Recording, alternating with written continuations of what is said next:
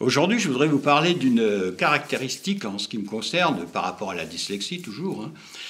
J'ai remarqué qu'à chaque fois comment dirais-je, qu'on me propose une idée, qu'on me parle, que j'apprends quelque chose, et ça depuis l'enfance, la première idée qui me vient, c'est une idée auditive.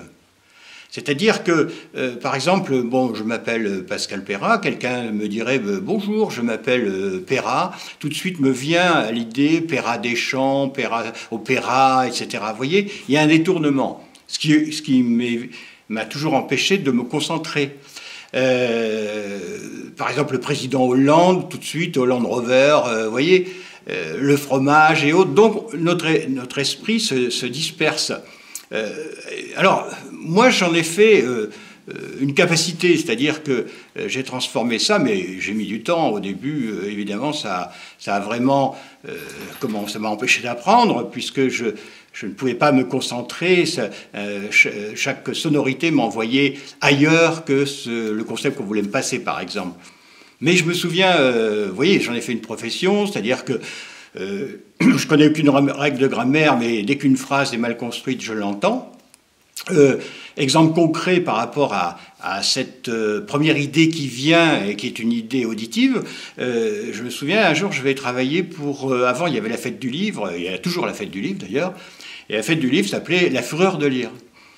Et j'arrive dans cette association, je venais travailler sur la communication écrite, et à un moment, je leur dis « Ah, j'avais entendu le fureur, vous voyez, le fureur de lire, et alors je fais ça, vous voyez, le fureur de lire, ah !» J'avais pensé aux nazis, donc, et ils n'avaient jamais entendu leur slogan comme ça. C'est d'ailleurs, ça a été transformé depuis.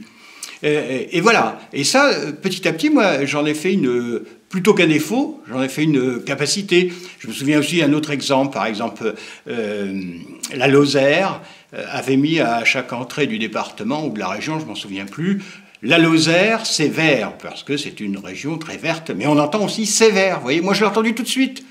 Maintenant, j'habite sur le bassin d'Arcachon. Et les gens sans cesse disent « Oh, bah, ce matin, quand je suis allé sur le bassin, à midi, nous avons déjeuné sur le bassin. » À un moment, je leur dis « Mais vous êtes tous des malades. On est sur le bassin à l'hôpital, vous voyez. » J'ai entendu des choses comme ça. Je ne dis pas que c'est génial, mais en même temps, c'est une capacité que j'ai développée. Et j'en parle parce que je ne sais pas si c'est valable pour tous les dyslexiques. Je le pense.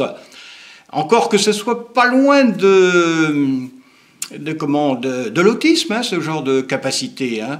Alors donc ça peut faire peur, mais si c'est le cas pour votre enfant, eh bien essayez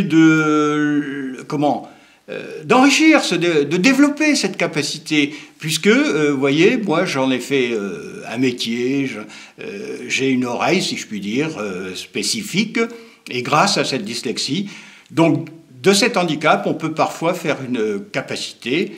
Et voyez si votre enfant, je ne généralise pas, je ne sais pas si c'est exact pour tout le monde, mais en ce qui me concerne, c'est vraiment comme ça que ça se passe.